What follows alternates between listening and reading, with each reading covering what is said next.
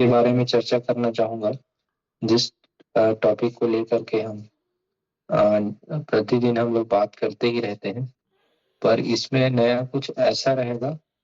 जैसे मान के चलिए, हम जैसे कि आप मैं जो चित्र लाया हूँ उसमें आप देख सकते हैं, है ना, कि पोषक पदार्थ है। और मेरा जो टॉपिक है वो पोषक पदार्थ है, या न्यूट्रिएंट्स बोलते हैं अपन इंग्लिश में। तो मनुष्य के शरीर में विभिन्न कार्यों को करने के लिए निम्नलिखित पोषक पदार्थों की आवश्यकता होती है, जैसे आप चित्र में देख रहे हैं, है ना। तो आपके शरीर को चलाने के लिए खाने की आवश्यकता होती है ना, खाने की आवश्यकता होती है, पर आप खाते हैं, किस चीज को खाते हैं, आप क्या चीज खाते हैं, ये आपको पता होता है ना, कि आप चावल ले रहे हैं, दाल ले रहे हैं, सब्जी ले रहे हैं, या आप समोसा, बड़ा, भजिया, कुछ भी आप अपन खाते हैं, है ना। हमको तो ये लगता है कि हम खाने की चीजें, हम जैसे बाहर में कई चीजें खाने के लिए देखते हैं, तो हमें जो हमारा फेवरेट चीज होता है उसमें हमें लालच सा लगता है ना। तो ये हमारे हमारे हिसाब से होता है, ये आ, हमारे मान के चलिए कि खाने के लिए है, लेकिन आपका जो शरीर है उसको इन सब खानों से कोई मतलब नहीं होता है। उसको मतलब होता है सिर्फ इन सब चीजों से जो आप चित्र में देख रहे हैं। जैसे कि आपके शरीर के लिए जो पोषण पदार्थ की बात करें या न्यूट्रिशन की बात करें, तो ये जो 6 चीजें दिख रही है ना, इन्हीं सब चीजों को आपके शरीर की आवश्यकता होती है। और आपका शरीर ये चाहता है कि इसकी जो मात्राएं हैं, मान के चलिए कार्बोहाइड्रेट, वसा, प्रोटीन, विटामिन या मिनरल्स और जल, इनकी जो मात्रा है उसे वह मुझे समय समय पर सही सही मात्रा में मिलती रहे, ताकि मैं अपने आपके शरीर को अच्छे से चलाते रहूं, आपके सारे ऑर्गन्स को चलाते रहूं, आपके शरीर के हर एक भाग को चलाते रहूं। इसके लिए शरीर को किसकी आवश्यकता होती है? इन 6 चीजों की। तो इन 6 चीजों को हम कहीं ना कहीं जो हम भोजन लेते हैं उसी से ही हमें प्राप्त होती है ना। जैसे हम कार्बोहाइड्रेट की बात करें, तो कार्बोहाइड्रेट हमारे शरीर के लिए बहुत ही आवश्यक होता है। और हमारे शरीर में हम कार्बोहाइड्रेट कहाँ से लेते हैं? हम अपने भोजन से ही लेते हैं। तो आप जब भोजन लेते हैं, तो अधिकतर आज आप और हम जो देख रहे हैं हमारे जो भारतीय थाली में, अधिकतर वो कार्बोहाइड्रेट ही होता है। जैसे आप चावल चावल ले लें, या आप गेहूं का रोटी ले लें, या आप जो भी चीजें खा रहे हैं, अधिकतर जो चीजें आप खा रहे हैं उसमें बहुत ज्यादा मात्रा में कार्बोहाइड्रेट की मात्रा होती है, या कार्बोहाइड्रेट की परसेंटेज की बात करें तो कार्बोहाइड्रेट की परसेंट ज्यादा होती है हमारे भारतीय थाली में, है ना। तो कार्बोहाइड्रेट की बात करें तो आपके शरीर को कार्बोहाइड्रेट की जरूरत प्रतिदिन है। आपका कार्बोहाइड्रेट, मान के चलिए कि आपका ऊर्जा का एक स्रोत है ना। आप जैसे ही कार्बोहाइड्रेट खाएंगे आपको एनर्जेटिक फील होता होगा। तो कार्बोहाइड्रेट एक प्रकार का ऊर्जा का स्रोत होता है, और ये हमारे शरीर को बहुत ही आवश्यक आवश्यक होता है, हमारे शरीर के लिए बहुत ही जरूरी चीज होता है। जैसे कि हम कार्बोहाइड्रेट की बात करें, तो कार्बोहाइड्रेट को अगर हम वैज्ञानिक तौर पे देखें तो इसके 3 प्रकार होते हैं: मोनोसेक्राइड, डाइसेक्राइड और पॉलीसेक्राइड। तो हमको ये सब उतना जानने की आवश्यकता नहीं है, हमको एक सरल भाषा में समझने की आवश्यकता है। जैसे एक सरल कार्बोहाइड्रेट होता है, एक जटिल कार्बोहाइड्रेट होता है। तो सरल कार्बोहाइड्रेट क्या होता है? सरल कार्बोहाइड्रेट में आप जो भी खाते हैं वह तुरंत आपके शरीर में या आपके ब्लड में घुल जाता है।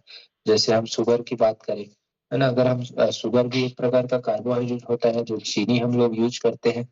तो वो क्या करता है, जैसे चीनी आप खाते हैं तो वह तुरंत आपके ब्लड में मिल करके आपके ब्लड शुगर को बढ़ा देता है, या और आपको एनर्जेटिक फील कराता है ना। तो ये सरल कार्बोहाइड्रेट होते हैं। और जटिल कार्बोहाइड्रेट वे कार्बोहाइड्रेट होते हैं जो आप खाते हैं वह धीरे से आपके आपके शरीर में डाइजेस्ट होकर धीरे धीरे से आपके ब्लड में घुलते रहता है। तो ये हो गया जटिल कार्बोहाइड्रेट। तो अगर किसी को डायबिटीज की परेशानी है, मान के चलिए, तो उसको सरल कार्बोहाइड्रेट से बचने की आवश्यकता है। या आप जटिल कार्बोहाइड्रेट भी अगर ले रहे हैं तो उसमें फाइबर की मात्रा आपको देनी चाहिए। तो ये हो गया हमारे कार्बोहाइड्रेट की जरूरत। तो हमको कैसा कार्बोहाइड्रेट लेना है, हमको इसके बारे में हमको जानना होगा। और मान के चलिए कि अगर आप कोई भी कार्बोहाइड्रेट आप ले रहे हैं, आपके शरीर को दे रहे हैं, तो 1 ग्राम जो कार्बोहाइड्रेट आप अपने शरीर को देते हैं उसमें आपको 4.2 किलो कैलोरी के आसपास आपको ऊर्जा के रूप में कैलोरी मिलता है ना। तो उसके लिए आप मल्टीप्लाई कर सकते हैं और कार्बोहाइड्रेट की उचित मात्रा के ऊपर भी आप फोकस कर सकते हैं। उसके बाद में सेकेंड चीज जैसे कि दिख रहा है इसमें चित्र में, फैट या वसा। तो वसा की बात करें तो वसा अर्थात चिकनाई जो होती है वो आपके शरीर के लिए बेहद ही जरूरी चीज होती है और वो आपके शरीर की सारी क्रियाकलापों को करने के लिए बहुत महत्वपूर्ण होती है। लेकिन हमने कई बार ऐसा सुना भी है कि जो वसा या चर्बी जो होती है या फैट जो होती है वो बहुत नुकसान करता है। हमने कई लोगों के मुंह से ऐसा सुना हुआ रखा होता है, लेकिन ऐसा बिल्कुल नहीं है। आपके शरीर को फैट की भी उतनी ही आवश्यकता है जितनी आपके शरीर को कार्बोहाइड्रेट की आवश्यकता है। जैसे कार्बोहाइड्रेट की हम बात करें तो उच्च आपके शरीर में 40% के आसपास चाहिए, और फैट की बात करें तो 30% फैट आपके शरीर को लगभग चाहिए ही चाहिए, मान के चलिए। तो फैट्स भी हमारे शरीर के लिए बहुत ही इम्पोर्टेंट रोल अदा करते हैं। ये हमारे शरीर के विभिन्न क्रियाओं को करने के लिए अ, मतलब क्रियाओं को करने के लिए यह एक प्रकार का न्यूट्रिशन ही है, मान के चलिए। तो यह न्यूट्रिशन जो होता है ना, ये आपके शरीर में बहुत सारे ऐसे चीजों को करता है। मान के चलिए जैसे आपके शरीर में जो फैट्स होता है ना, वो आपके शरीर में को गर्मी प्रदान करने के लिए, जैसे आपको अभी ठंडी में गर्मी की आवश्यकता पड़ती है, आपके शरीर को गर्म रखने की आवश्यकता होती है। तो ये फैट ही है जो आपके शरीर को गर्म रखने का काम करता है। तो और कई सारे हमारे शरीर में जो क्रियाएं चलती हैं या कई सारे जो एंजाइम या हार्मोन्स है उनको भी यह प्रभावित करने का काम करता है। इसलिए हमारे शरीर में फैट की भी उतनी ही ज्यादा आवश्यकता होती है। या मान के चलिए कि 40% कार्बोहाइड्रेट चाहिए तो 30% आपके शरीर को फैट की आवश्यकता होती है। जैसे हम फैट की बात करें तो हमको फैट हमारे जो भोजन में हम जो भारतीय थाली में जो भोजन लेते हैं उसमें तेल में, दाल में, है ना, दालों में मिलता है, तेल से मिल जाता है हमको, और कई सारी सब्जियों में भी थोड़ी मात्रा में प्रोटीन, ऐसे करके प्रोटीन की मात्रा होती है। तो हम जो भोजन लेते हैं उसमें हमारा शरीर प्रोटीन के रूप में उसको लेता है। तो हमें पर्याप्त मात्रा में प्रोटीन प्रोटीन की भी लेने की आवश्यकता है। और प्रोटीन की हम बात करें तो प्रोटीन या फैट ये दोनों अच्छा, मैं फैट की भी बात कर रहा था और प्रोटीन की भी बात कर रहा था। तो प्रोटीन भी हमारे शरीर के लिए उतना ही आवश्यक है जितना कि फैट और कार्बोहाइड्रेट। तो प्रोटीन की हम बात करें तो प्रोटीन भी हमें 30% के आसपास हमारे शरीर में चाहिए। जैसे कार्बोहाइड्रेट की 40% की बात किया या फैट की 30% की, तो प्रोटीन भी हमें 30% के आसपास चाहिए ही चाहिए। अब जैसे कि हम अभी फैट की बात कर रहे थे तो हमें कौन से फैट लेने चाहिए और कौन से फैट नहीं लेने चाहिए। तो फैट के भी या वसा के जो प्रकार होते हैं जैसे कि संतृप्त वसा, असंतृप्त वसा और ट्रांस फैट, ये 3 प्रकार के जो आपके फैट होते हैं। तो संतृप्त फैट जो होता है, मान के चलिए वह कोलेस्ट्रॉल को बढ़ाने का काम करता है। ये मान के चलिए कि जो आप संतृप्त वसा जो आप ले रहे हैं वो आपके शरीर के लिए काफी हद तक नुकसान ज्यादा कर सकता है। या आप थोड़ी मात्रा में लेंगे तो नुकसान नहीं होगा, लेकिन ज्यादा मात्रा में अगर आप संतृप्त वसा लेते हैं तो उससे आपके शरीर को बहुत ज्यादा नुकसान होने वाला है। जैसे कि आप मांस ज्यादा खाते हैं, आपको चिकन मटन खाने का ज्यादा शौकीन है, आप डालडा जैसे चीजों का उपयोग करते हैं, तो यह आपके शरीर में कोलेस्ट्रॉल को बढ़ाने का काम करेगा और यह संतृप्त वसा के रूप में जमते जाएगा।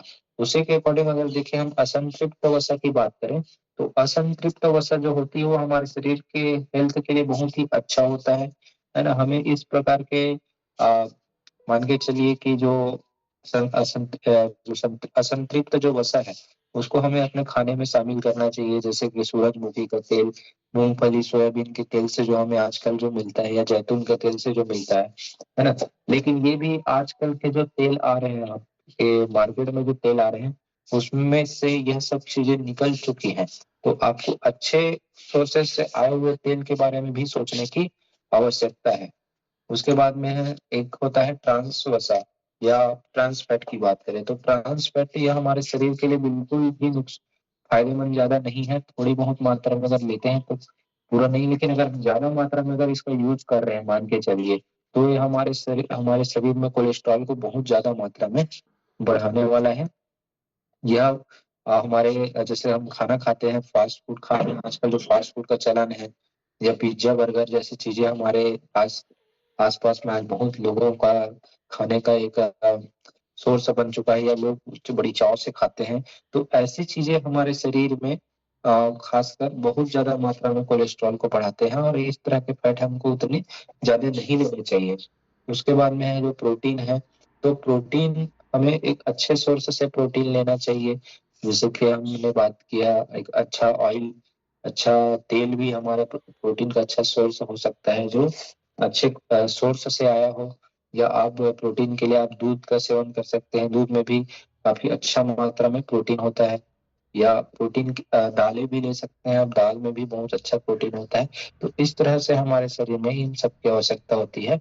और हम जो दाल या दूध ये सब चीज लेते हैं, उसको प्रोटीन के रूप में हमारा शरीर पोषक पदार्थ के रूप में ग्रहण करता है। ये तो हो गया तीन चीजें हमारे शरीर के लिए तो बिल्कुल आवश्यक है ही, तो कार्बोहाइड्रेट या फैट या प्रोटीन। हाँ, प्रोटीन की बात कर दूं तो आपके शरीर में जैसे आप 1 ग्राम प्रोटीन लेंगे तो 4.2 किलो कैलोरी के आसपास में भी आपको कैलोरी के रूप में, ऊर्जा के रूप में मिलती है 1 ग्राम प्रोटीन से, है ना। अब हम आ जाते हैं मिनरल्स पर। तो जैसे कि हम देख रहे हैं यहाँ पे खनिज लवण की जो मैंने चित्र लगा रखा है, या मिनरल्स का जो चित्र लगा रखा है, तो मिनरल से भी हमारे शरीर में उतना ही रोल अदा करते हैं जितने कि हमारे शरीर में कार्बोहाइड्रेट, फैट और प्रोटीन रोल अदा करते हैं। जैसे कैल्शियम की बात करें तो यह हड्डियों और दांतों के निर्माण के लिए बहुत ही ज्यादा आवश्यक होता है ना। यह दूध में, हरी पत्तेदार सब्जियों से हमें प्राप्त होता है, और हमारे शरीर में लगभग 1,000 मिलीग्राम के आसपास प्रतिदिन की कैल्शियम की आवश्यकता हमारे शरीर को चलाने के लिए होती है। दूसरे मिनरल्स की बात करें तो पोटेशियम। पोटेशियम मान के चलो पुरुषों में 3400 मिलीग्राम और महिलाओं में 2600 मिलीग्राम की आवश्यकता होती है प्रतिदिन के हिसाब से निकालें तो। यह स्वस्थ रक्तचाप बनाने, आपके स्वस्थ रक्तचाप अर्थात ब्लड प्रेशर को अच्छा रखने के लिए, हृदय हृदय स्वास्थ्य के लिए बहुत ही आवश्यक है। तो इस यह हमें केला, अनार जैसे चीजों से मिलता है। और सब्जियों की बात करें तो आलू, टमाटर, पालक, शकरकंद और साबुत अनाज से हमें पोटेशियम मिलता है। अब हम फास्फोरस की बात करें, एक फास्फोरस होता है मिनरल, तो फास्फोरस 700 मिलीग्राम की आवश्यकता हमें हमेशा रहती है, या मान के चलिए आपको 700 मिलीग्राम की आवश्यकता पर डे होती है। यह स्वस्थ हड्डियों के लिए, ऊर्जा प्रदान करने के लिए, कोशिकाओं को या ऊतकों को मरम्मत करने के लिए, जैसे आपको चोट वगैरह लग जाती है, तो इस तरह से आपके शरीर को मरम्मत करने के लिए भी फास्फोरस जो मिनरल्स होता है वह काम करता है। यह मांस, मछली, दाल और नट्स मन में मिलता है ना। उसके बाद में एक फिर मिनरल्स होता है आयरन। आयरन जो होता है वह रक्त में ऑक्सीजन पहुंचाने का काम करता है। हमारे शरीर में जो रक्त के एक महत्वपूर्ण तत्व जो आरबीसी की हम बात करें तो उसको बनाने का काम करता है। तो आयरन भी हमारे शरीर में उतनी ही आवश्यक होती है। जैसे कि बात करें तो 310 से 320 मिलीग्राम के आसपास हमको मुख्य रूप से हमारे मांसपेशियों के संचालन के लिए, या तंत्रिका तंत्र के संचालन के लिए, या ब्लड के फ्लो के लिए, या ब्लड बनाने के लिए, ये सारे चीजों पे हमको आयरन की आवश्यकता होती है।